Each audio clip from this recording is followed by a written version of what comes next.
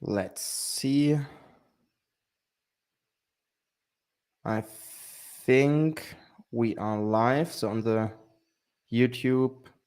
Yeah, we are live. Hello and welcome, guys. Welcome to another episode on this YouTube channel, Friends Validator.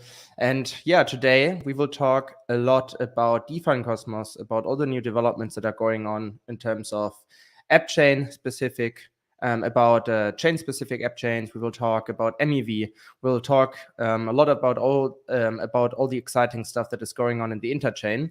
But before we do that, please also let me know, or us know, better said, if the sound is working, if the camera is working well, etc. Just type anything into the chat if something is not working. But before we dive really deep, I want to introduce you to my amazing guests. Today, I will talk to Hyung from Cresent, Brent from Umee, and of course, Eric, once again, from Injective. Happy to have you guys on.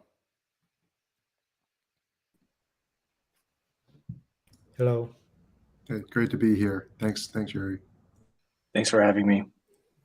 Yeah, 100%. And before we really dive deeper into the conversation, it would be super cool if we could get like a broad overview about your project. So maybe Brent, you want to start to talk about Umee, and then you can take it from there, Hyung, and then Eric.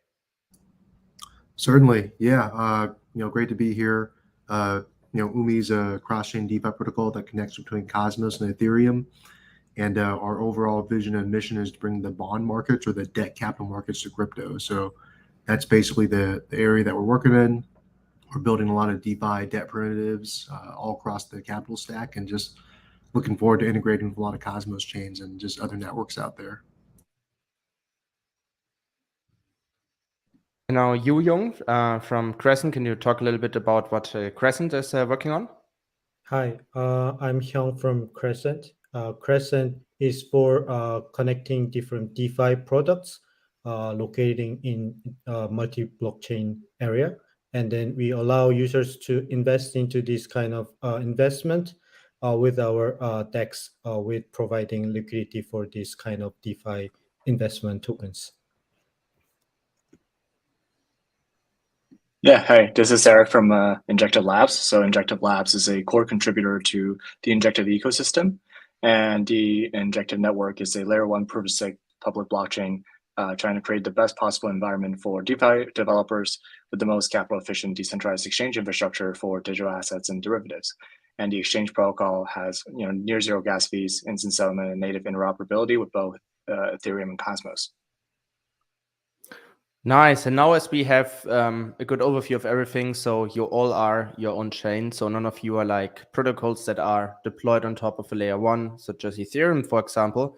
And speaking of Ethereum, so Brent, you have like, long history also in the Ethereum ecosystem. And still now Umee aims to be its own blockchain. So could you maybe elaborate on why you chose this path? So why did you say, hey, our end goal is to have our own customized blockchain? Sure. And like, I don't know about you guys, but have you ever tried to explain Cosmos architecture to someone who's been in Ethereum for like many years? Like someone who like, they know Infura, they know MetaMask, they know like how endpoints work in Ethereum, they know like everything about Ethereum. And then when you explain Cosmos to them, they're like, their minds explode. They're, what just happened? Like, wait, you can have your own execution layer. You don't need to rely on Infura. You can have your own validators. That's been happening to me a lot, because a lot of Ethereum folks are suddenly starting to like wonder about Cosmos. Like, I got a lot of friends in the Ethereum space where like they hear about like DYDX join Cosmos. They hear about all this Cosmos stuff, and they're like, wait a second, what are we missing? And I'm seeing a lot of that. And I think that's also one of the reasons like I wanted to get in Cosmos in the first place, because Cosmos kind of gives everyone sort of the sovereignty to run your own chain instead of relying on one like homogeneous consensus layer, like running on like ETH's proof of work consensus layer that's homogeneous around all like Ethereum apps and Ethereum dApps. You're kind of running your own execution environment. and it really gives a lot of like sovereignty to the stuff that you want to build on the chain. And I think like Eric and Hyung probably both agree, like having a chain specific to your functionality, you can really optimize on the functionality of your chain, as opposed to like with Ethereum, you gotta like worry about all the other hundreds of apps that are on the Ethereum chain. So that's kind of how I look at it. Like it's like Cosmos is pretty awesome, considering the level of granularity you can apply to the chain itself, which is really great. Yeah, and Eric, you mentioned a couple of minutes ago that that your focus also on these capital efficiency aspects, that you try to basically set up the most capital efficient perpetual protocol, so to say. So why does the Cosmos architecture benefits your goal? Yeah, it basically, on the most fundamental level, and I can kind of expand upon that a little bit later on, applications can now take control over the execution process and have a lot more flexibility in terms of managing the consensus layer, and have a lot more efficacy and control over how the underlying design and storage of data is being managed from a resource perspective, and also from a cost perspective. And if you look at kind of like this entire history of crypto, initially, when Bitcoin blockchain first came out, there were a lot of alternative blockchains that kind of came out as a result, where there was kind of fiddling and testing out with different type of consensus mechanism. They're all ironically application specific, because Ethereum is, relatively speaking, one of the first few to come out with a VM environment to create this enablement for multiple decentralized applications, and for them to build on top of it.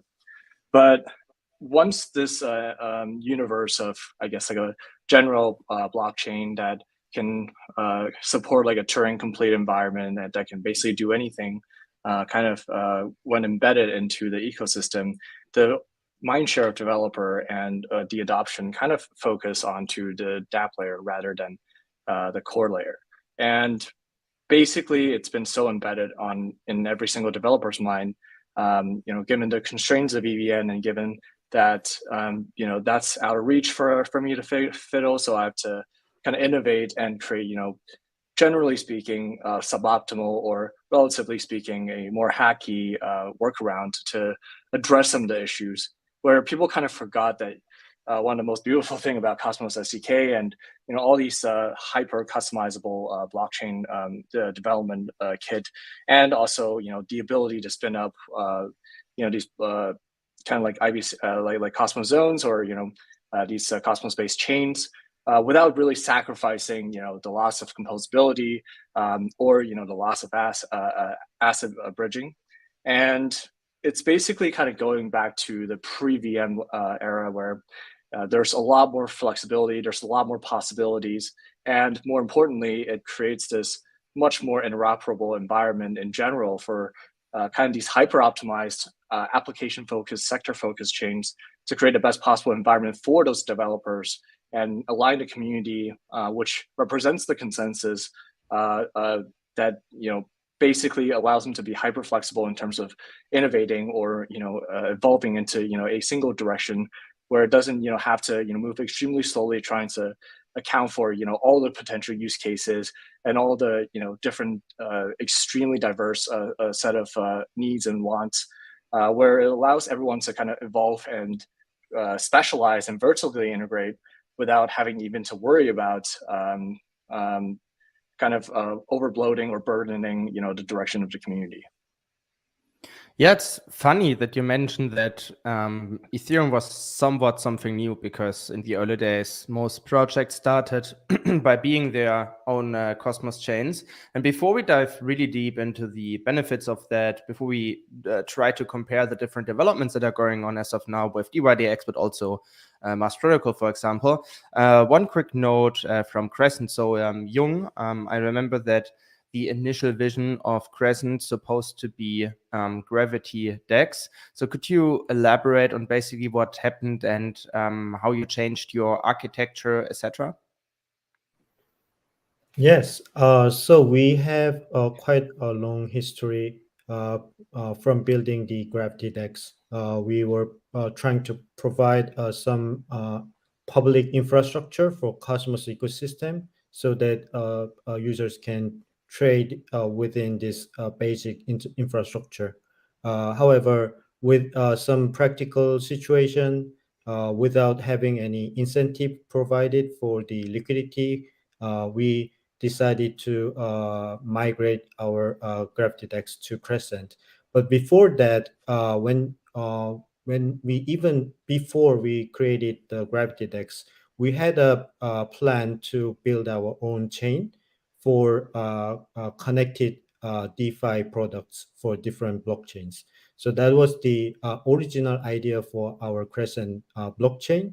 And the DYDX is created from the suggestion from Tendermint Corporation. And we collaborated with them to provide these public goods for the users of Cosmos.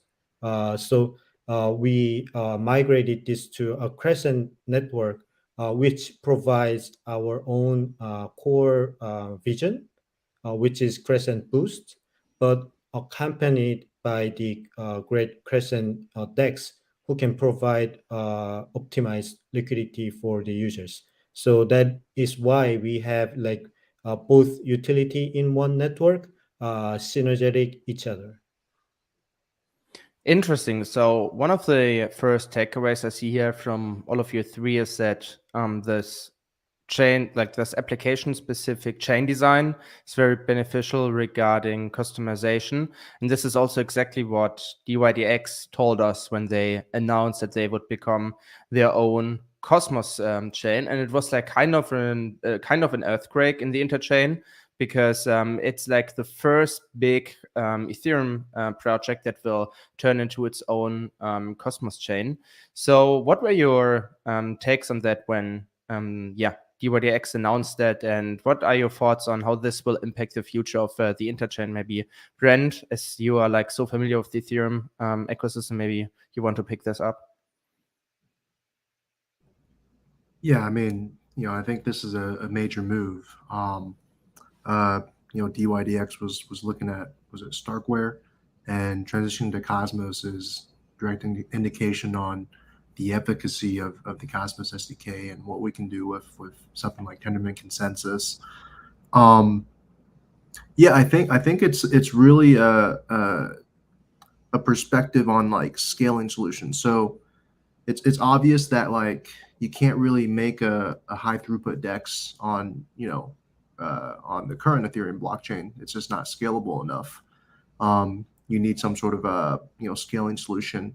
It's interesting that they didn't pick like one of the other networks out there, or maybe like a L2 or even a rollup, considering some of the limitations of the design when they choose architectures. And I think the fact that with a Cosmos network, you have this self-sovereignty, you have your own validator set to provide consensus to your network, really creates a lot of new dynamics for something like DYDX. And yeah, I mean it's starting to show.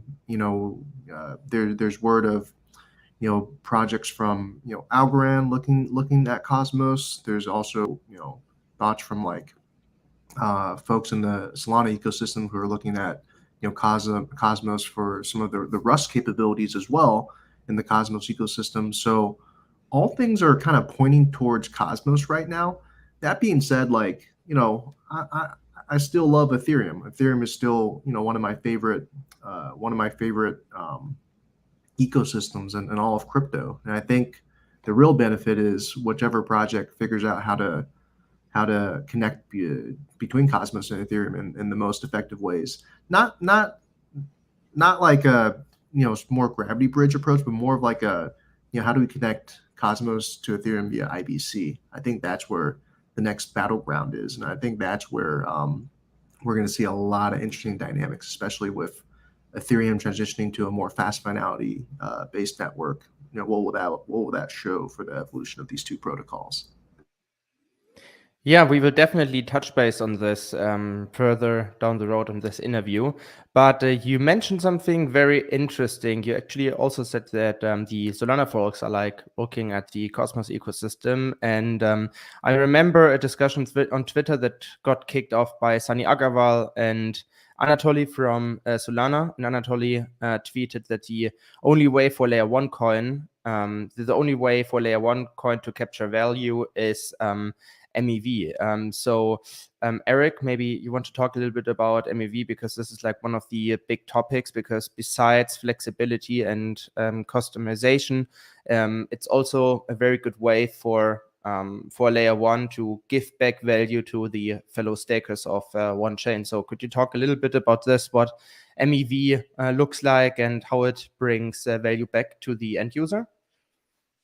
Yeah, actually, I'm a little bit more of a devil's advocate on that front. Is that MVV and this entire issue around value accrual for the underlying protocol for MVV via MVV is basically trying to turn a bug into a feature, because essentially right now the majority of the issue with kind of gas auctions and people trying to fight for kind of like this a prioritized execution slot is not because there was inherent strong demand for a network, but rather a design flaw within the network itself that caused everyone to be fighting for an opportunity, and create that, like, and it's pricing, proportionally to the value of the opportunity itself. So basically, it's everyone bidding to trying to exploit inefficiencies within a short time period, whether that be a couple hundred milliseconds or 15 seconds, depending on the blockchain itself. And I think that needs to be gone. I understand that there's an inherent need for paying a premium for transaction prioritization, but right now the space as it stands, it's purely for paying a premium for winning the exploitation of unsophisticated design. And this is why Injective designed with prevention of MVV, specifically with the exchange module in mind, and going through frequent batch auction, is to create a more efficient market infrastructure where end users and unsophisticated users are not exploited by MEV bots or front-running bots. And this is going to create a much more self-sustaining demand for transaction prioritization, rather than having to basically price out organic users and normal everyday users trying to make a cheap transaction or doing anything other than trying to front-run things. Yeah, I think it was very interesting how you mentioned that it's about transforming something which used to be a bug into a very good feature. I think the keyword here is also democratizing the access to MEV. So there are some developments over at Mechatech or at Skip Protocol. And one of the layer ones that is basically taking advantage of that is Osmosis nowadays, because as far as I understood it right from the recent interview with Sunny, is that Skip Protocol will be also available on Osmosis. So this is how Osmosis stakers will have access to MEV, so to say, that gets then paid out in form of an increased APR. So also, Hyung, you are basically following a very similar approach to Osmosis. So do you have any plans in regards to taking advantage of MEV? So actually, without knowing Injective direction, we had also built our GravityDEX a while ago with batch execution. So I think our way is quite similar to Injective. That's a bug which is existing very while ago in traditional finance. So if you see like high frequency traders and market makers in big markets, exchanges in NASDAQ or other global exchanges, they are taking profit from high latency traders. So that is kind of a network and like infrastructure invested into so that they can take advantage of their low latency competition. So that is existing problem to be solved in blockchain. But like MEV existing in blockchain is avoiding this solution of this problem. So I think that should be solved in blockchain, and at least should be like minimized so that ordinary users does not need to pay more with this low latency competition. I see, and I also want to dive deeper now into how you guys take advantage of MEV. And I remember one Twitter thread by Tyborg where he basically mentioned that Cosmos could become the playground for MEV. We're still waiting for part 2, so he didn't elaborate too much why Cosmos is such an attractive market, so to say, for MEV. But Brent, I think in the Ethereum world, MEV was mostly described as that Ethereum is a dark forest, and people were talking a lot about the negative aspects of MEV. But in Cosmos, I have the feeling that people are focusing more on the good sides of MEV and how each layer 1 can take advantage of that. So could you elaborate maybe on this, how these different views came into play? Yeah, so that whole dark forest analogy, came from the I believe it was the Paradigm researcher, um, regarding how sort of this dark forest analogy. I think some of the key things that happened with MEE were coincided with the development of flash loans. Like flash loans were one of the most dangerous and most powerful tool used in Ethereum DeFi. The fact that you can, package a lot of these activities and have a flash loan to execute, so many different things. Really powerful tool in Ethereum. In Cosmos, I don't know about you guys, but I haven't seen that many crazy flash loan use cases at the moment yet. I think there's a few technological hurdles before we get an active flash loan ecosystem. But once we're talking about that, yeah, exactly. I'm sure, once that part of the ecosystem is evolved, things are going to get pretty nuts. With Umee, we're a leverage protocol. We focus on borrowing and lending. We definitely see potential MEV scenarios, for example, with liquidating under collateralized accounts, whenever arbitrage bots or liquidators out there want to liquidate under collateralized accounts. It's kind of a race for that activity, because they have sometimes they're going to have to compete on gas costs to be able to get that transaction. So I think for Cosmos, not only MEV, but just a lot of this activity really pick up, it would just be quite a bit of new flash loan technologies and just new ways of accessing multiple blockchain DeFi at the same time, which is it's going to take some doing, but I think that world can evolve. Eric, I think you wanted to add something to this. Oh, no. I was just mentioning the fact that this is something me and Brent talked about on cross-chain flash loan. It's always a very interesting intellectual or mental exercise. Yeah, and I think it's also a very interesting topic actually, because in Ethereum we have mostly because of Aave the possibility to execute flash loans. But by the way, will Umee also provide the opportunity to do flash loans?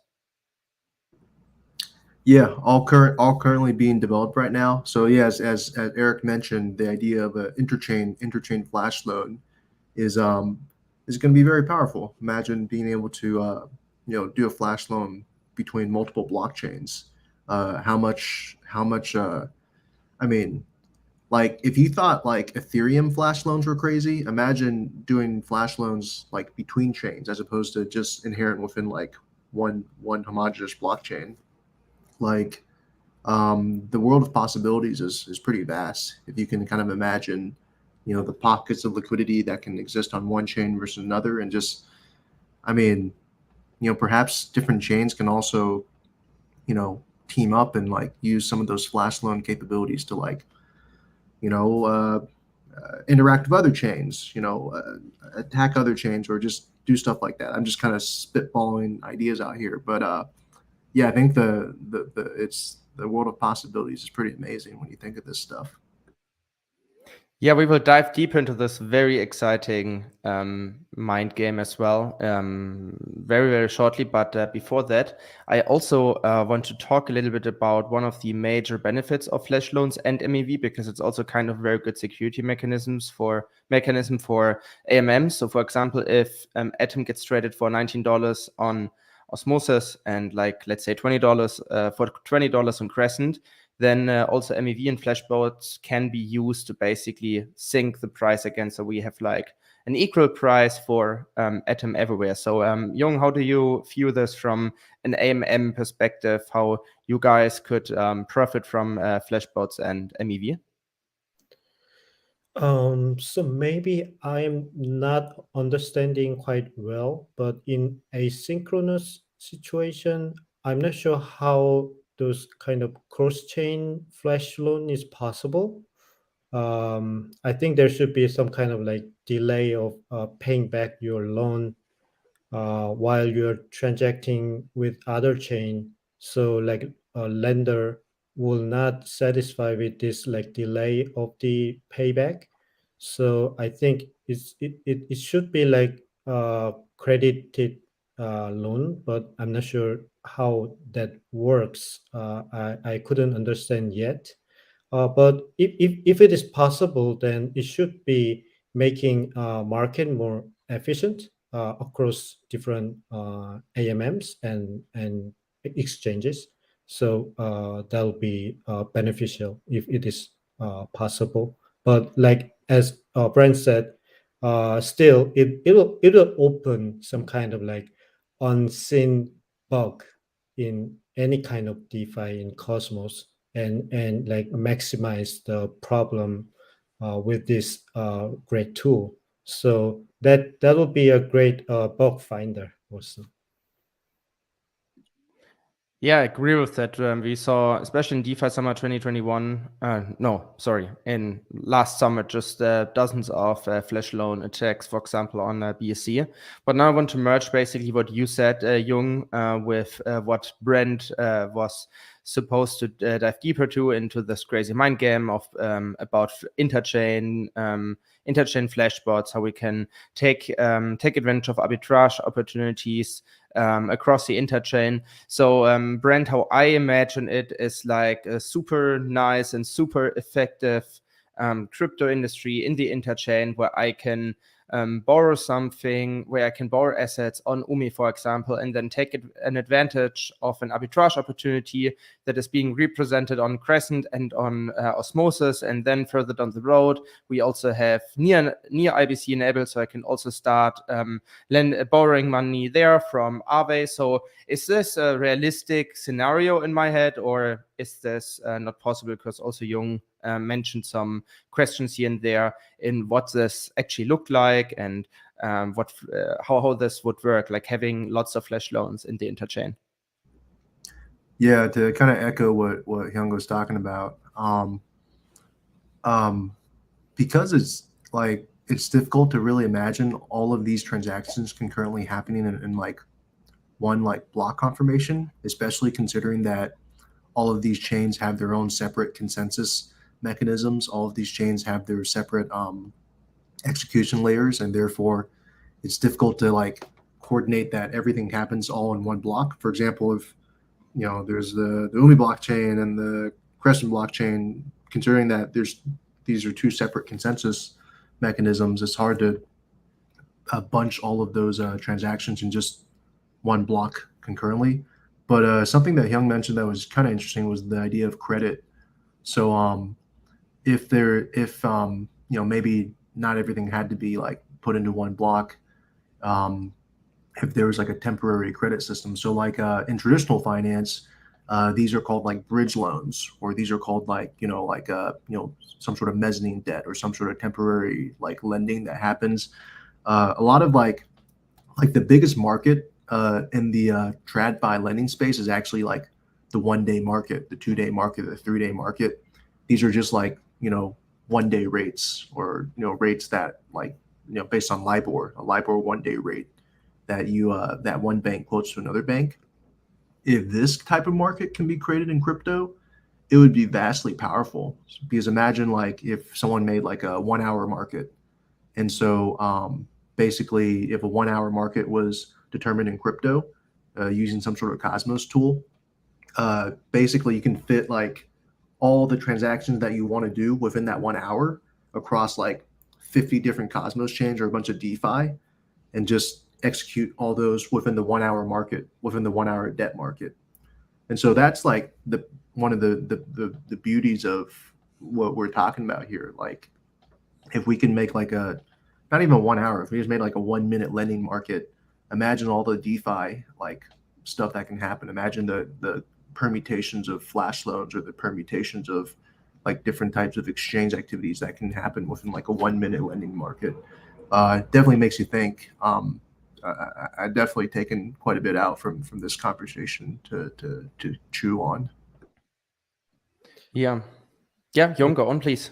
Yeah, so I think like alternative approach within this asynchronous situation is that I think the collateral can be stayed within Umee blockchain, but users can create the borrowing flash loan within Crescent, so that they can create atomic transactions, a list of transactions, or so that they can execute the borrowing and pay back at the same block of the Crescent, but the actual collateralization is coming from Umee. Then maybe that is kind of like interchain functionality who can provide this with from different blockchain as a collateral. Yeah. The discussion we had a while ago, that was in person, was basically about, it doesn't necessarily have to be an async flash loan environment, within the interchain context, but rather a sync environment on the destination chain where the flash loan occurs. And basically the liquidity sourcing will be async. So that means that there will be a single central liquidity hub for lending to provide the best possible rate and collateral management system. But flash loan can be executed on the destination chain for whatever asset, ideally through interchain accounts, so that the routing is optimized. And this way you get to have basically a really strong liquidity and scaling on that front for executing flash loans on the destination chain. And so that this way you don't have to set up a isolated lending protocol on every single destination chain and having to execute flash loan. And this way, let's say Umee can be this liquidity hub and migrate this onto like a smart contract deployed on a destination chain and execute and provide liquidity for flash loans that way, without creating interest rate spikes. Yeah, this is like maybe the most interesting part of this conversation, what you just started to elaborate, Eric, because this is exactly what, for example, Master Protocol is doing right now. They were a former Terra project, and now they launched their own chain. And in addition to that, they also launch on different layer ones, starting with Osmosis. And what I find so fascinating about this idea is like keeping the liquidity centralized. So like in contrast to the Aave model, for example, Aave is a lending protocol that started on Ethereum, but now is basically everywhere. But the liquidity is not that centralized, so to say, because they're like on every layer one. So what I want to talk about now is like that this power that you just described, or these advantages that come out of it, I mean, that's just possible because of IBC, right? Because only then we would have the chance for flash bots to operate so seamlessly. So is this like just possible because of IBC, or would this also theoretically be able with bridges? Because Brent, you mentioned this example where we can fill a lot of transactions into one block, but if we would also rely on bridges, then I could imagine that this just takes too long in order to realize arbitrage opportunities, right? So I think all of these bridges are sort of a means to an end. Like for example, when you're connecting with a probabilistic finality Ethereum blockchain with like a fast finality Cosmos blockchain, like first off, it's great. Like we probably need it initially, but I think like the future really is like figuring out a way for IBC to kind of take over and replace some of these generalized bridges, because IBC is pretty great. I don't know like how much you guys use IBC, but like the UI of IBC is so amazing. The UX is so great. Like you get to transfer tokens from one chain to another really fast. With bridges, you have to wait like a bunch of I mean, I say this because Umee also runs Gravity Bridge, so we have the Gravity Bridge, and don't get me wrong, I love Gravity Bridge, but we got some great help from the Pego folks from Injective on that. Thanks you guys, by the way, for that solid support. But like Gravity Bridge is great, but if there was like an IBC connection between like Cosmos and Ethereum, I swear people would use that every day, like instead of having to deal with like probabilistic finality chains. So I hope IBC takes over. Like I hope that it kind of replaces a lot of this like need for bridges, because it especially when having to like wait like multiple block confirmations for something, it just really detriments the UI, which is what we care about, especially for like trading and exchanges. Like gotta have good UI for the users. Yeah, and we all do that. IBC takes over, I would say. But like for this seamless and for this user-friendly future, I have the feeling that we desperately need IBC for that, because I can hardly imagine how people are taking care of arbitrage opportunities across different layer ones by relying on bridges. I can also not really imagine how my mom is like dealing with, I don't know, a bridge between a layer 2 and a layer 1. I couldn't imagine this. So Eric, in your view, is like a communication standard such as IBC desperately needed in order for the crypto industry, but also especially DeFi hits mass adoption?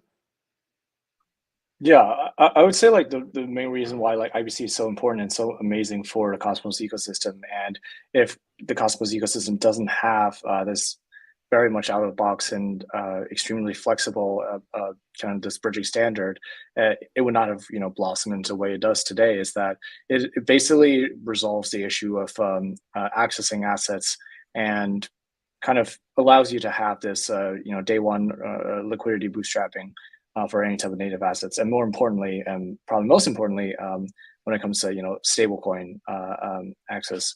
So essentially, what you're going to see, especially for IBC, is that you as a developer creating a specialized application into a specialized network, or even creating your own chain. Once the infrastructure matures even more, and the relayer standard kind of evolves over time, you're not going to be missing out in any form or fashion compared to building it on like a behemoth L1 with all the possible liquidity access endpoints. And basically, at the end of the day, like the crypto ecosystem and the blockchain ecosystem is async by nature, and working within like a stateful environment and guaranteeing execution is likely not as important or not as a prerequisite for application building as we might think with interchain accounts and so forth. So yeah, like it's probably the most important aspect for enabling this holistic interchain ecosystem. That's a very interesting take on that, and I want to wrap this chapter a little bit off in this interview. So what we see is that it makes a lot of sense for application-specific blockchains to succeed because, first of all, you have more flexibility and customization. This is also what DYDX mentioned when they announced to launch their own Cosmos chain. And then besides, we also have the opportunity. So each blockchain also has the opportunity to really capture the value that comes from MEV. And then besides, we also have this huge advantage in terms of IBC. There are also other blockchains such as Polkadot that try to have this kind of an interchain environment, but none of these layer ones have a communication standard such as IBC nowadays. So this is where I see the huge advantages for protocols to launch their own blockchain. And again, we see this happening right in front of our eyes. But before we, be too amazed by the interchain, which kinds of projects would it generally still make sense to launch on top of a generalized layer one? Because I'm trying to wrap my head around this because we also have kinds of layer ones in the interchain, such as FMOS and Juno, where projects built on top of this layer one. So which kinds of projects, Brent, would you say would still stick to this narrative in form of launching on top of a generalized layer one? Yeah, it's a real catch-22. It's like everyone wants to be their own blockchain. They want to be an app-specific chain, or do they want to build on top of another network? I think on some facets it's like programming language. Like I feel like if you're a Rust engineer, you might want to build on a CosmWasm chain. If you're Golang, you might want to build Go modules. But that's a little bit too simplified. It's a little bit too simplistic. I think it also goes like stage of development. Like for a lot of like new teams, like this might be their first project. This might be their first time taking on something challenging. It'd be beneficial to build on another layer one or to build on another chain. You might want to build some stuff on Evmos, or you want to build on Polygon or Avalanche, or you want to build on a CosmWasm chain. Like I think like for newer projects that want to kind of test out the ecosystem, they'll look there. I think for like projects that are a bit more like experienced, or folks that want to like kind of take on the application specific chain narrative, they can, like with Ignite CLI, with a lot of the work that they've been doing there, this showed that you can launch a chain pretty quickly. Like there's many different ways of like spinning up a network. There's a lot of great validators out there. Like just between us, like our three projects, I'm sure we have some amazing validators that just really support the network. So I think it really depends on stage of development, like project development stage, and where they're at in terms of how they want to proceed. But one of the best parts about crypto is choice. Like so many choices of ecosystems, so many choices of development frameworks. Part of it is how good your chain is, and what kind of support you can provide to projects that are building on top of the chain. And there's just so many equations to it. I hope that sums things up. I kind of didn't give a like definitive answer, but just more like it's definitely situational based.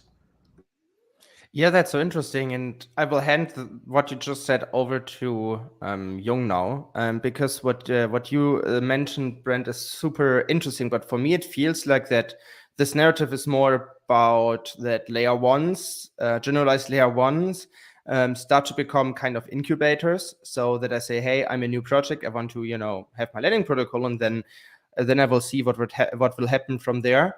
So that's like that's very interesting, so to say. And then, but still, I'm struggling to understand this, because on the other hand, I have a friend who works at Aave, and I asked him, hey, so there's actually a chance for Aave to become an own chain, and he said, never ever. We will just deploy our smart contract everywhere. To be fair, it was last year when he told me this.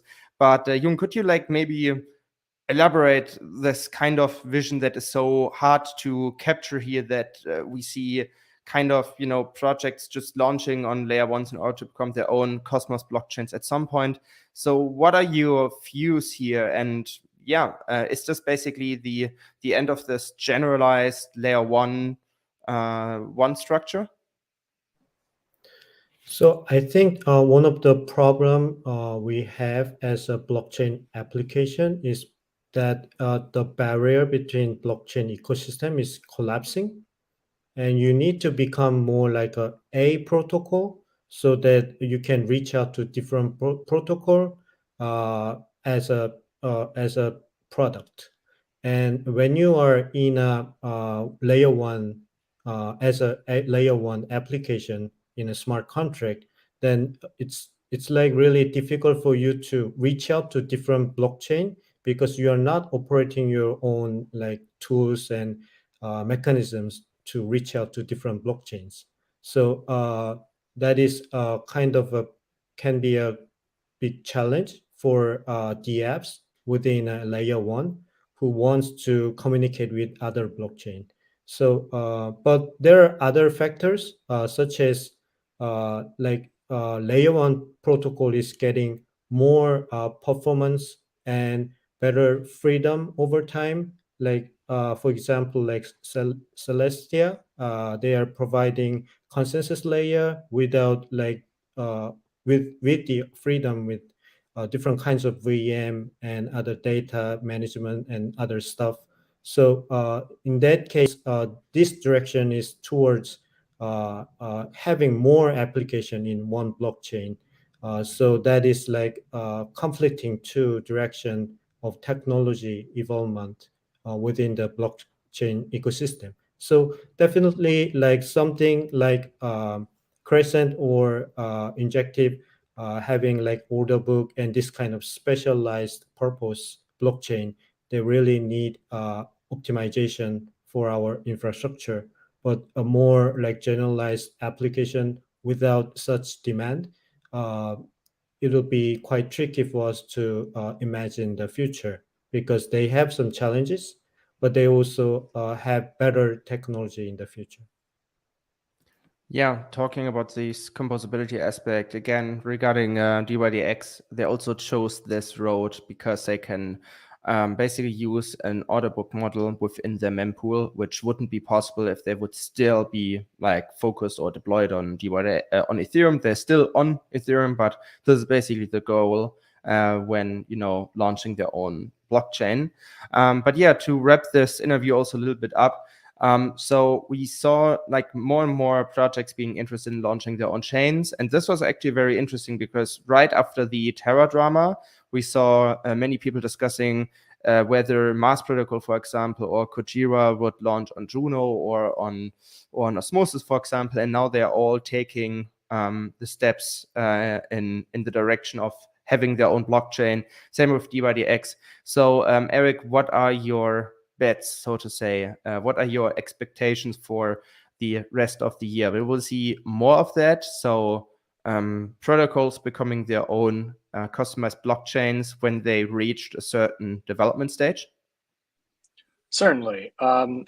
Basically, I think there's a general evolution for protocols and projects where in the past probably 2 or 3 years that you're going to see projects starting off being attached to a certain generalized layer one, acquire a critical mass of community integrations and support on various other applications or centralized service providers within the ecosystem.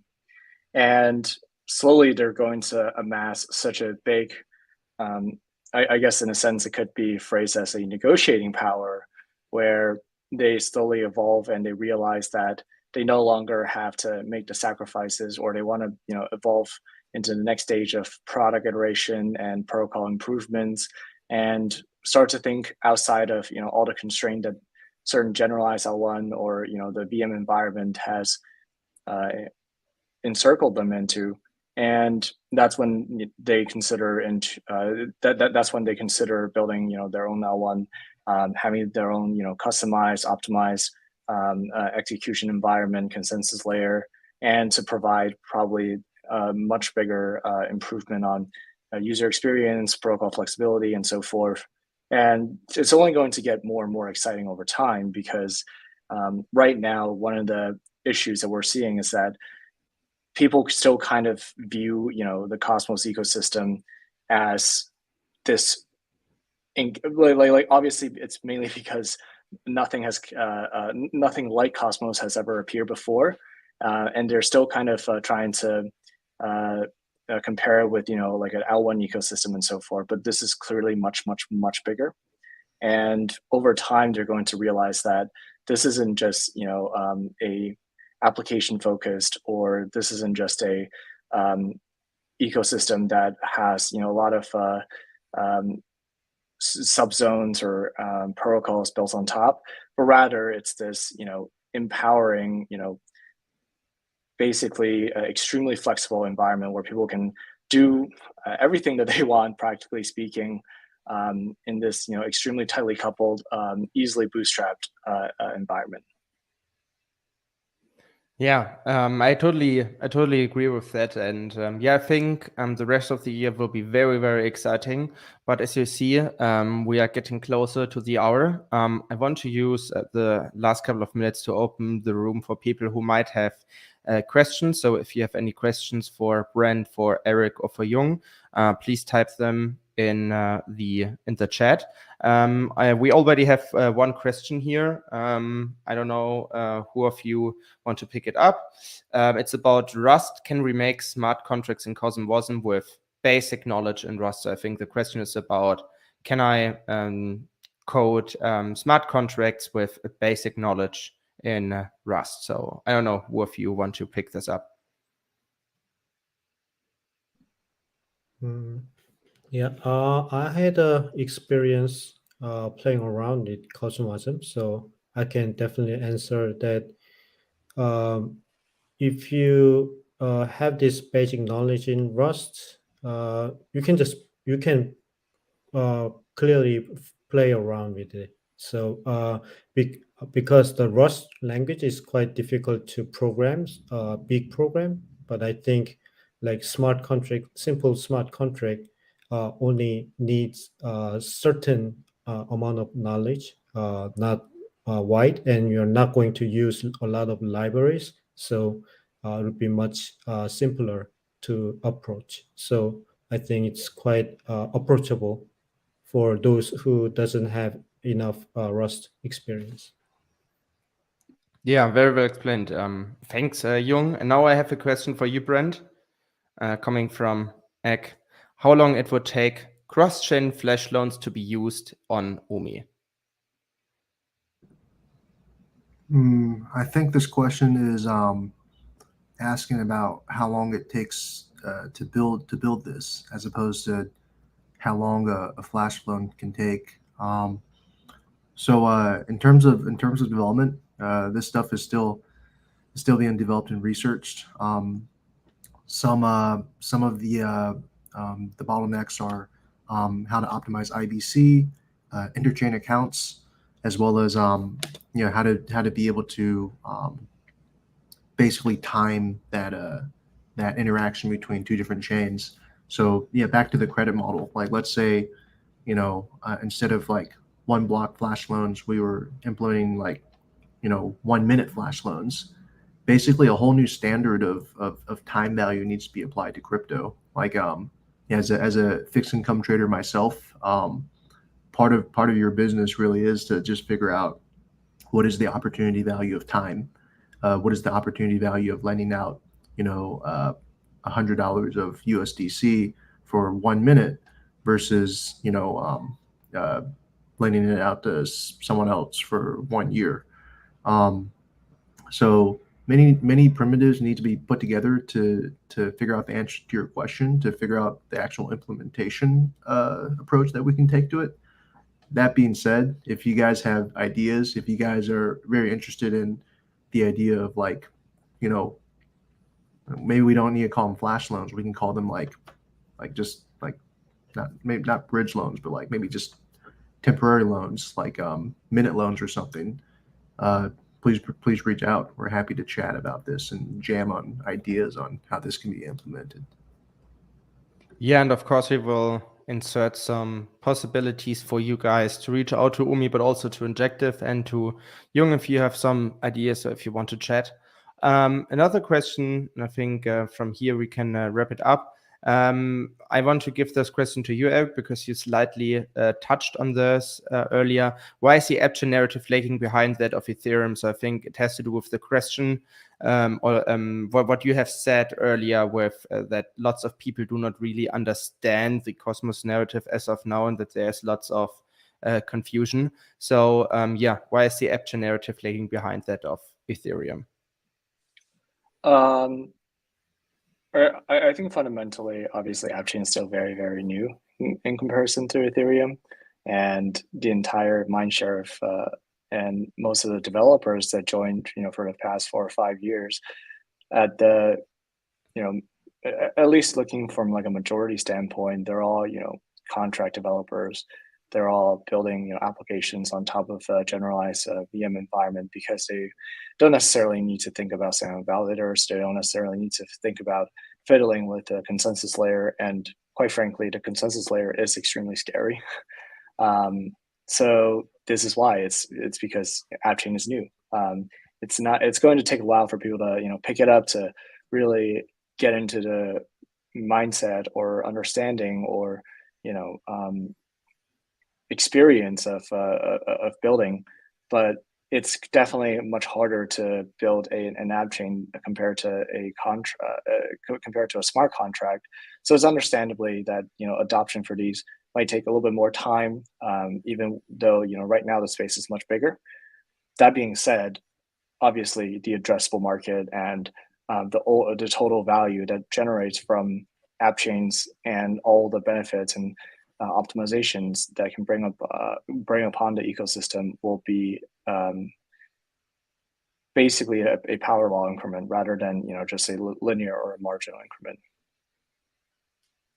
I see. And now for real, the last question of today, because I think it's a very good wrap up.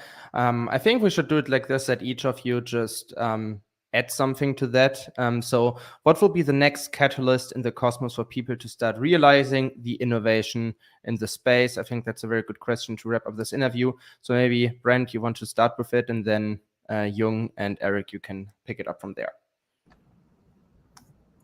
When people realize that IBC is the next TCP/IP. So when people realize that everything in the world is asynchronously operated. I'll do something fun. When interchain security goes into full production, like everyone starts implementing it and everything. Yeah, I loved the answers. Very straight to the point, but I loved it. And yeah, apparently your answers were also highly, highly appreciated. With that said, thank you so much. Thank you, Eric. Thank you, Brent. Thank you, Hyung. If you want to learn more about Crescent, Injective, and Umee, you can do so. You can find more links in the comment box below shortly after this interview. And of course, also thanks to you guys. Thank you so much for watching. And I hope I see you on Thursday when we will have an interview with Skip Protocol, where we will dive deeper into this MEV narrative. Until then, and thanks again for watching. And again, also thanks to you, Hyung, Brent, and Eric. Thanks so much, guys. Bye.